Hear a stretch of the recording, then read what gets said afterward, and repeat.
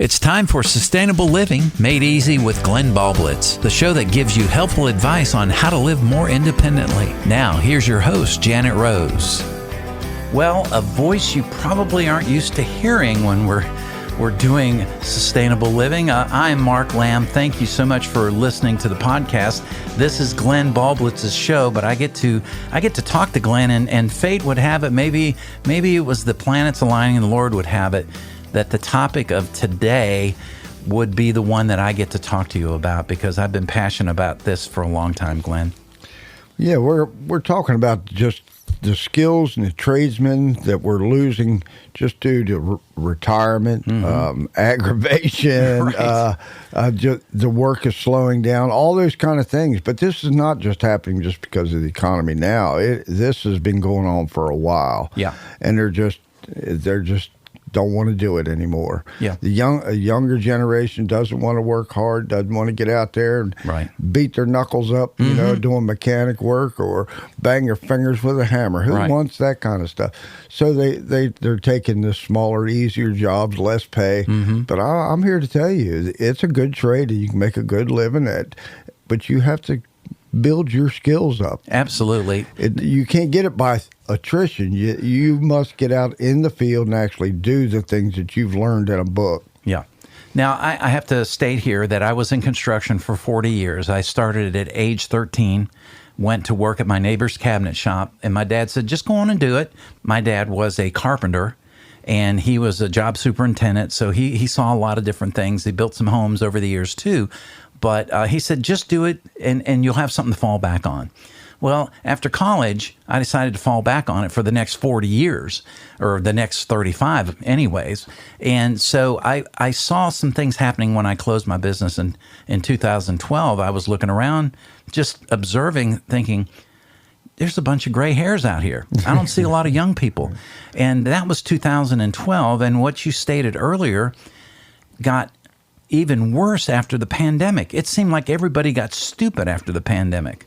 They were being paid to do nothing. Right. Why would they go back to work? And, they get, some people are kind of lazy to start with. Now you gave them an excuse to be lazy, and Right. they never come back from it. Yeah. That's a mental challenge for them, I never slowed down. I didn't go crazy and put my mask on and said I can't go to Lowe's or Home Depot just because there's a bunch of sick people. There's Right. always been a flu season, so I Absolutely. just powered through it and didn't get anything out of it. So I finished my backyard, that project back there, man. I went like crazy. yeah, it's all about just what you're willing to do to keep going. And some people just, they're just a wet noodle. They can't Right. stand up to anything. Right. We see it all the time about the safe space. Are you really kidding me? You need a safe space because somebody called you a different pronoun. I don't even want to talk about that. Right. That's just so insane to me. It is. But back to what the trades are. The plumber used to be a decent living, and he made a little less than some of like the electrician Right. and the HVAC. But that's not the case anymore. Right. Because there's less of them. Exactly. Less certified plumbers, somebody that can put their name on a building permit. So his pay is now going up. Now he's one of the highest paid. Right. A plumber, pipe fitter, those kind of, that's a really good live. Electricians, the same way. Now, I've been doing electrical work and contracting for 40 years, just like you Right. have, but been in the trades a lot longer. I grew up 9 years old, pounding nails for my dad Okay. because I wanted to eat, Yeah. with no pay. When I asked how much it was supposed to be paid, he said, you get to eat tonight. And it was just a different time. But, Sure. But I, like you, just followed that trade and always tried to excel at my trade, to do the best job I could. And it worked out because people paid you for good quality work. Well, now it's not like that. It's just, you'd be lucky to get someone to even come out to your home to do I a know. little job. I know. And in the commercial world where I'm mainly at, it's hard for them to get people to give them a bid because they think you're just shopping them around. Well, Right. because there's so few people, they're having to bite the bullet and going, I know this guy's 30% higher than my budget, but nobody else has came. Right, exactly. He gets the job. He gets the job. Let me tell you, one of the side benefits of being in the trades is, I was a cabinet maker for many years, a countertop fabricator for many of those years. I had a business that we specialized in countertops and installed factory cabinets. When you learn these kinds of trades, whether it's a plumber or electrician or cabinet guy, you bring in other skills and you fine-tune other skills. Next thing you know, you think, what, I think I can take on this repair in my car, like an alternator. Yeah. Because you're using skills that you've learned in other trades and you bring that into it. If you're just a carpenter working around a bunch of electricians, the HVAC guy, you can't help but pick up a few hints and tips. And if you're smart, you'll ask them a bunch of questions until they run you off. and that's basically how I gained some of the knowledge that I did. You know, why are you doing that? What is this piece? Can I help you? You know? So if you start doing these things, you're suddenly you've picked up quite a bit of skills over a period of time. Sure. Well, that's what I'm asking you. Do you have any of those skills? Everybody went into the computer craze and got away from the hardworking jobs because that's what they told you should do. But you still own the home. You still got to repair that stuff. Sure. Or you got to pay somebody an exorbitant amount of money to come to your home and fix it. Sure. So what's your plan here? Absolutely. I mean, these guys, if the crap does hit the fan, or even just a natural disaster, I don't care what it is, pick one. How are you going to get something repaired? Sure. Yeah. Do you know all these guys? Do you know them well enough that they're going to come help you out? Probably not. Right. Because they got a whole nother set of issues that we're going to be dealing with. So you're kind of on your own here, or at least on your own to the part of your inner circle of good, trusted people that maybe are very skilled, are very knowledgeable. But you're going to have to work that out now. Well, like you said, if the doo-doo hits the fan, you're not going to need a lawyer. You might still need a medical person because we're all going to get sick and stuff. But some of the people that have these high value, you're not going to need an IT guy when the grid is shot. You're going to have people like, I'm having problems getting water. I'm having, my door is falling off the hinges or whatever. Right. If you don't have all these skills and the materials for spare parts and that kind of thing, just plumbing is real important to me because it has to do with my water supply. Make sure that your water supply is in good working order. That means your pump, if you've got a 25-year-old pump, you might want to consider changing that out now. Right. If you have a leak or anything in your house that needs maintenance and you have neglected it, you better quit neglecting things and get them fixed. Taken care of now. Yeah. Replace what you can. And who has the money to do all this anymore? That's what I hear from a lot of my friends. I just don't have that kind of cash flow right now. Well, then you better prioritize some things. Right. What is critical Might have to shut the you? cable off. Yeah. That was a good move just for so many reasons. But having a water supply is pretty high up on my critical priority list. And so I've fixed a lot of the things that were wrong in my plumbing. I have no leaks, absolutely. I've got a few spare parts when things do break down. Right. So I don't ever run out of my water. Same way with your car. If your car needs some maintenance, needs tires, I suggest you get them now. And just our supply chain is not very healthy. Let's talk about these that days, because we knew that the pandemic really hurt the supply chain, and we learned a lot about it. If you were paying any attention, other than being told you need another jab, the supply chain problems have been part of the frustrations for some of the tradesmen and women that have been in that particular trade for a while, like getting doors and windows for a new house. Right. You used to be able to go over to Taylor Brothers or Home Depot or whoever and order it, and you're going to have it in 6 weeks max. I'm sorry. You'd be lucky to get it in 16 weeks now. Parking lot lights, parking lot poles, they're big lights. And it would take 6 to 8 weeks to get one because they were special color, blah, blah, blah. Now it's 42 weeks. 42 weeks. 42 weeks. That's for me almost to 4 do- years. No, 42 I'm sorry. weeks. I'm sorry. He got excited, folks. It's okay. My math got messed up. 42 weeks, that's almost But a year. it's still an insane amount of time when you know that the economy's not that good, and it's not that they're backed up, it's their labor pool. Right. Everybody tells you the same thing. Can't find I don't have people. enough people to run Right. my machines. Right. I don't have enough truck drivers to deliver it to the warehouse. Right. I don't have enough. It's one thing after another. Mm-hmm. And the trucking industry is just out of whack. All their insurance has gone up. Fuel costs have gone up. Yep. One biggest, what was a yellow truck that went under? They went under. That was one of the largest. You'd see their trucks all the time if you did any my traveling. Gosh. Yeah, wakey people. When those kind of people fold up, there's a problem. Yeah, and you're talking about major supply chain. Look at the bridge that collapsed because it got run into. And I Right. didn't realize all the commerce that came through that particular area of Absolutely. Baltimore. We're going to start feeling that if we haven't already. We're going to start feeling those repercussions in the months ahead. Our entire infrastructure system is kind of weak. It is. Just because it has not been maintained, it's not been secured, all those kind of things. So everything's kind of vulnerable. And you'll start hearing that a lot more is the word vulnerable. It's vulnerable, and our because supply chain is vulnerable. Our Right. grid is vulnerable. Our food supply extremely vulnerable. Right. And everybody knows that I've been pushing to be more sustainable, to be self-sustained. Yeah. It's becoming more apparent, and people are kind of feeling a little nervous, way more than they were a year ago. Right. And as you should. I'm not a naysayer. I don't like to bring bad without bringing some solutions. Sure. Well, if you're not going to listen to my solutions, I'm just going to go on to the next person. Don't think I'm going to sit and bang on you to do this. I'm going Right. to give you good advice and then move on because I got to get ready. Sure. But I take my time every week to try to come here to try to help people.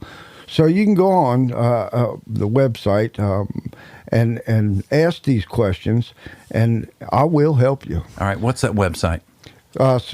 Sustainable Living Made Easy with Glenn Boblitz, and it's on Facebook. That's the easiest place to find it. It's interactive, and I'll get right back to you. If you have a suggestion for a show with something that you wanted to hear, please let us know.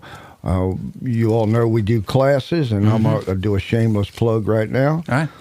Our little homestead group is going to be doing on May 19th from 1 to 5 at the Lindan Ruatan Center, 2360 English Tavern Road. Now, the classes that we're going to be doing is going to be fuel storage, Okay. diesel, gasoline. You learn how to maintain that and store it for as long as you can. Right. Water filtration, which is pretty huge That's pretty big. in my view. And EMP. We hear a lot about EMPs and the damage it could do, and most people have no idea about EMPs. Right. Well, that's kind of an electrical background, so I can help you out with that, a little better understanding, tell you how you can help protect it. There's no guarantees in any of the protections for EMPs. I'll just tell you that. But from 1 to 5, May 19th, 2360 English Tavern Road, Lindan Ruatan Center. Come out and see us, and there's always an interactive period afterwards, and seems like that may last an hour or two itself with questions. But come on out, and we'll get you squared away on some of these subjects. Before we go into the break here, let's just briefly address some of these solutions when it comes to trades. And actually, I guess we need to address the supply chain getting to those trades too. People need to realize everybody can't be an IT person. Everybody can't be a data entry person. We need the ants. You look at an ant farm and how they work. It's quite an interesting and sophisticated operation. Exactly. And we need some more worker bees or ants or whatever. You might not get the glorious job that you had, but do something for 5 years and help contribute and make sure that we can sustain the way of living. We are on, I believe, and I think you do too, we're on the verge of seeing our lifestyles change because they're going to be forced on us to change to survive. Not having the skills to build anything is gone away from this country. Everybody wants to pick up the phone and have somebody do it for them. Well, that's not exactly how it's going to work if the crap does hit the fan. It's going to be possibly ugly, but you're going to have to be more entrepreneurial. Yes. And you need to get around people that are already entrepreneurial. Mm-hmm. There's guys that have these portable sawmills now. Mm-hmm. And for a while, it wasn't really economical to go out and buy rough sawn lumber because you're not allowed to build with it and have it inspected anyway. But there'll come a time when you need to build a barn, an outhouse. Right. Yeah, the minute you say the word Grid outhouse, goes down people and kind of cringe. What are you going to do otherwise? Right. The alternative to that is what your cat does. You scratch a piece of dirt and cover it up with that. That's not going to work. Right. You'll have disease in your homestead. Mm-hmm. So having enough skills just to be able to build something and the nails to do it with. Right. And, every kid in my neighborhood when I grew up, if you go down in the dad's basement, they had a jar of nails that he saved. Yeah. Might even been old nails that were used rusty. and bent out. Can you imagine telling a kid to bend the nails back out straight? Oh, I had to do that. At any rate, you're going to need these kind of things. If Yeah. you think you're going to need it, you probably will. Things are make repairs. Duct tape and coat hangers. Yeah. Start collecting them. One of the things I collect is buckets.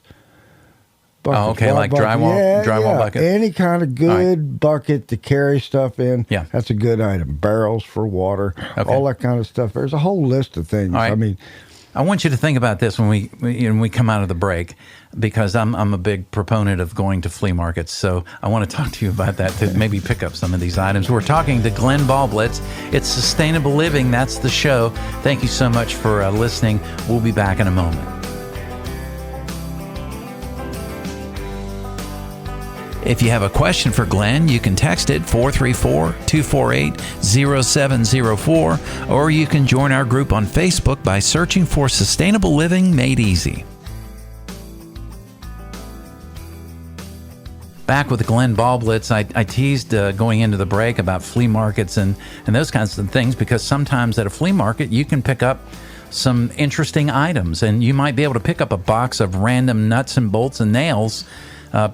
Still pretty reasonable, even though prices have spiked even at the flea market. yeah, if you see somebody that's cleared out their garage, or their granddad passed away and they have to clear out his house, Right. and he's got a bunch, and they don't know what to do with them. But you look, a small box of nails or a small box of bolts and nuts, that's $25, $30 at the hardware store anywhere. When you're talking about a screw costs you 27 cents per screw, and you need a 50-pound box of them, that's a problem.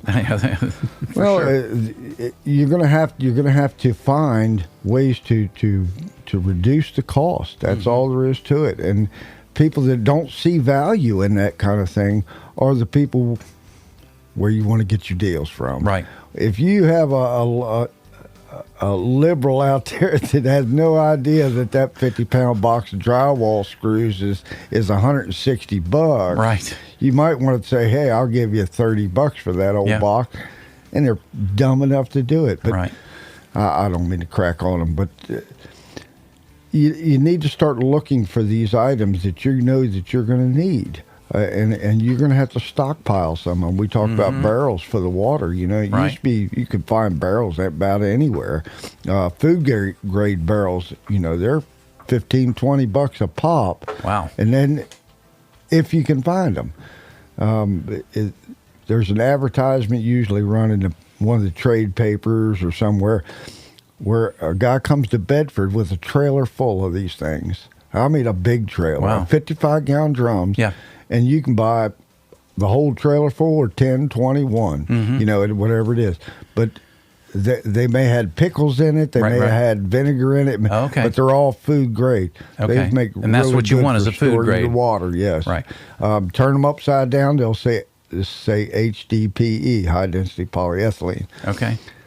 Those kind of items is what you're going to need when your plumbing does no longer work. Mm-hmm. When your water system from the county is no longer available to you. Right. I feel really sorry for people that live in an apartment because they are so limited on what they can and can't do. Mm-hmm. So they're going to have to do something drastically different. Right. So back to the trades. If you don't have the skills, don't have somebody in your immediate circle that has these skills or is in construction, buy a book, for goodness sake. You know, you can get a basic carpentry book, a basic plumbing, a basic electricity. You can get them all. They come out with those books, Electricity for Dummies. Right. You know, Internet for Dummies. Yeah. Don't be ashamed. Yeah. Buy one of them and build on that. And there's some At really least good you books. could talk to someone intelligently who may know more. You know, if you're going to try to explain an electrical problem, you need to be able to talk to that electrician Sure. intelligently, or he's going to have to make several trips to Right. your house And that's gonna cost. to fix one thing, Right. and it's going to cost you every time. So, Yeah. educate you enough so you can at least talk intelligently. Yeah. And there that's a are a big lot of thing. good videos out there too. And Yep. some of them are a little whack too. Yeah, I agree. There's a YouTube video for everything, Yeah. And it is a good teaching tool if you don't know. But that you're in a habit then of having your phone Right. be your brain. And the phone's not going to be, Now you're not going to be able to that's access a it. convenience. It's kind of Yeah. the 7-Eleven convenience store mentality. Right. But if you need it right then and there, it's great. Yeah. But what if that phone is not there? Right. Which is a high possibility. Well, yeah. Grid goes down, or they cut a communication off, EMP, all that kind of stuff. And But let me that just- book will never go away. Right. And let me just state here, you don't think for a minute that your federal government, who people that weren't even around the Capitol on January 6th, little old ladies, they tracked them down and said you were there when you weren't there, and you had to prove you weren't. Your federal government is not your friend, and they don't give a rat's you know what when it all crumbles. You Well- better fend for yourself. If they're not following the constitutional rule of law, that means there is no law. Right. And the problem is they are the lawless ones. It is not. It is not the. They're the American ones that are gonna people put that us are where we're lawless. going. It is someone else. Anyway, Right. I don't, Yeah, I don't want wanna to get throw off rocks on at that. them because they got bigger rocks than I do. Right. Well, yeah, when you have the current president, yeah, they got a rifle. I have an F-16. Yeah. I mean, that tells you Good all you point. need to know, Good point. and they'll use it on you. Well, we talk about how bad it is. How about you talk about some solutions there, people? You know, you get more than 3 people together and you start talking about this, it immediately goes to the negative side, and I understand that. The bad news that you get should be just information of what you should do next. Right, so you can find a The solution. point is, what should you do next? Right. How is it affecting you? What can you do about it? And if you hit a stone wall where you can't do nothing about it, move on to the next thing, people. Yes. There's Yes, like taking an there's exam. Too much good stuff you Right. could be doing to be worrying about something that you ain't got a hill of beans in. You know what I mean? Yeah, you got an hourglass and the sand is running. Go move on to question 38, Yeah. where you might have an answer. So, you know, we talk about, are we vulnerable? And I believe we are. Yes. And are all these threats that we're talking about, are they possible, and that's all we're talking about, or are they probable? Well, if you'd asked me that a year ago, I'd say there's a possibility of it, and the probability is kind of low at the moment. Well, that is flipped over just the opposite. Right. You can see it when we're in this much debt and we're giving money away. You go, you know, who's minding the store here? Because they're idiots. Another almost 100 billion going out this week to foreign countries. If all my credit cards are maxed out and I have no money and no money coming in, I'm not going to plan a trip to Disney World. Right. And I'm not going to give money to Ukraine. Yeah. You're broke. Why They're are you in giving money Europe's away? backyard. Why isn't Europe contributing? In my mind, I don't want to get off on this, but they're not in our backyard. They're in Right. Europe's backyard. Right. I'm just saying. There's countries that are in better positions financially than ours. Well, you have to wonder if there's something nefarious going on the undertones of it. Yes. Is all that money going to where it should? Probably not. Is there anything I can do about it? Probably not, other than complain over the air and say, I think these guys are crooks. Well, so does everybody else, but it doesn't affect anything. Right. I have no effect by shaking my fist at Well, and I like the fact, Glenn, because I've got to know you a little bit, is that you always even reel me in. Let's talk about some solutions. it. Right. So Because there are some. So what it's affecting on me with that kind of thing is the cost of things have gone up. Right. So I plant more, I grow more, I can more. Right now I'm working on a little shed just to can in. Okay. To make it convenient for my wife and some friends to get together, and we'll all pitch in and can together. And it's a good time, actually. Yeah, for yes. Hoot to get together and do that kind of thing. When you say, we have 1,600 pounds of apples to process today, and everybody gets that gas. But Right. in a matter of a few hours, it's done because there's so many people there to help. Mm-hmm. That's what you should be focusing on, is bringing these people together and Right. getting them to work together. Mm-hmm. And rather than just each individual home trying to do it, you can't do it all.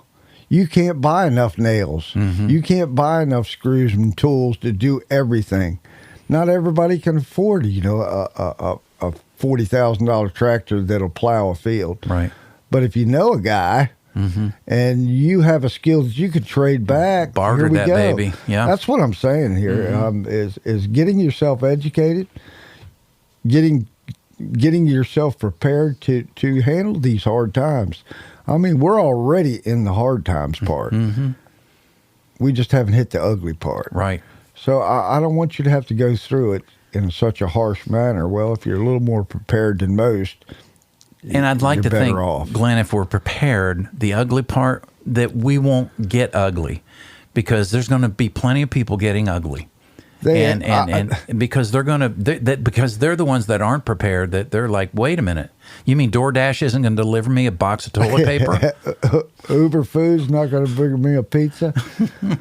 I seen an interview where they were interviewing people about the power outage, that there was like 120,000 people out of power, and they were asking people, how did that affect you? And they asked this Amish man. He said, I don't know, I didn't notice.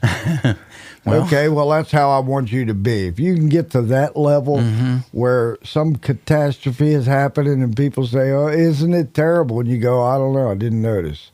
Yeah. The food supply shut down. I don't know, I didn't notice. Because I'm, out here on the farm. Right. I don't have time to talk. I got potatoes to dig. That'd be a good problem to have. Yeah, sure. Well, that could be you. But even if you don't own that piece of dirt, if you're willing to go help that neighbor, you'd be surprised what they're willing to help you with.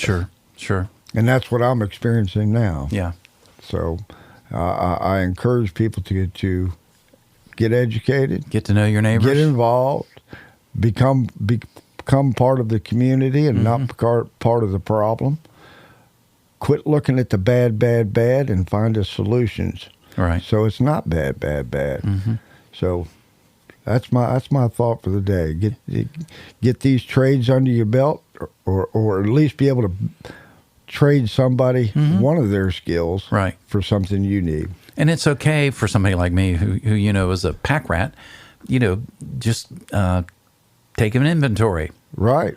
And I'm just thinking, as you were talking about the canning and stuff, I mean, I can get rid of some junk. There's junk, and then there's things that are worth hanging on to, and I think I know the difference.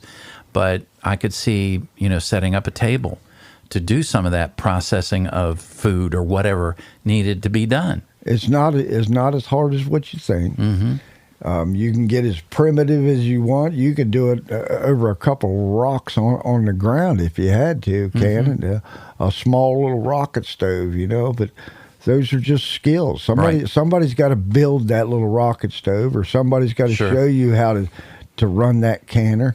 So it all comes back down to how much knowledge you have, or how much shared knowledge you can get. Right.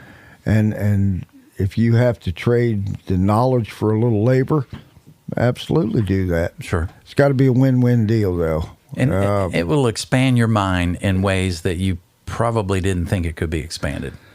Well, you'd be surprised who's willing to help you just because you help them. Even some grouchy old people like me, you help me out, and you'd be surprised the resources I could bring to you and for you. Yeah. But I'm not going to be taken advantage of. Right. I want it to be a win-win deal. Otherwise, I'm not going to make that deal. Right. I do the barter. It's got to be a fair barter, though. Sure. So knowledge is value. There is value in it. Yeah. So try to get some. Yeah. Well, Glenn, thank you as always. Informing us, giving us some perspectives that we might not be thinking about. And my takeaway for this one is that, and since I've left talk radio, I'm not following the news like I had to before. I still get a little riled up, but I do have to think about solutions. So that's where I'm walking away today, thinking I need to ponder the solutions a little bit more than I am the news, the bad news that I still stay in touch with. That'll get you ahead. Yeah. Glenn Boblitz, Sustainable Living. Thanks for listening, and we'll be back to you next time. And you'll probably hear that other pleasant voice, which is Janet Rose. She's not able to do today's show, but I'm glad that it worked out that we could be together, friend. It was a guy day. Yeah, that's it. You've been listening to Sustainable Living Made Easy with Glenn Boblitz, the show that gives you helpful advice on how to live more independently. If you have a question for Glenn, you can text it 434-248-0704, or you can join our group on Facebook by searching for Sustainable Living Made Easy.